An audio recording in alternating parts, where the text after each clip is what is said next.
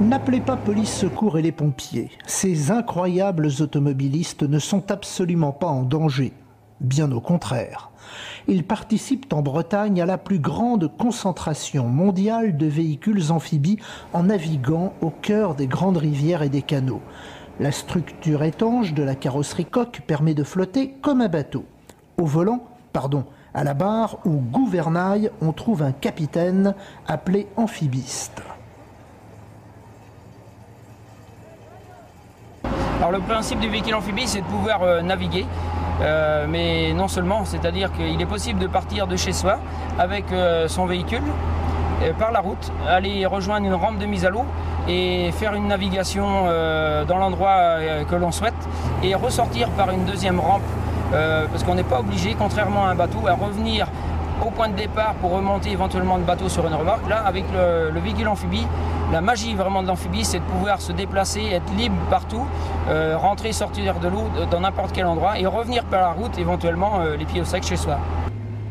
Nourri au carburant classique, le même moteur entraîne les roues sur terre et le mode de propulsion dans l'eau, grâce à 2 boîtes de vitesse. Dans la rivière ou la mer, la poussée de l'hélice propulse l'engin que les roues avant dirigent. À l'approche de la rampe de sortie, le conducteur, ou le capitaine, enclenche une vitesse de la boîte terrestre et le tour est joué.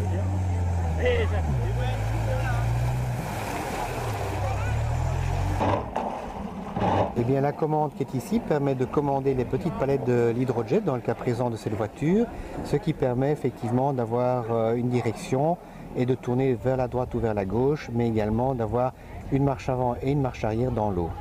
On circule à 5-6 km à l'heure et la vitesse maximum c'est à peu près 9 km à l'heure pour ce genre de véhicule.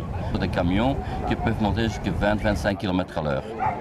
Donc ça c'est assez spécial, mais ce sont des grands moteurs et le véhicule est beaucoup plus lourd, ça est beaucoup plus grand. Donc au plus grand qu'il est, au mieux qu'il flotte dans l'eau. Au dire des utilisateurs, le véhicule amphibie est beaucoup plus stable qu'un petit bateau car les roues pendent dans l'eau et font office de quilles.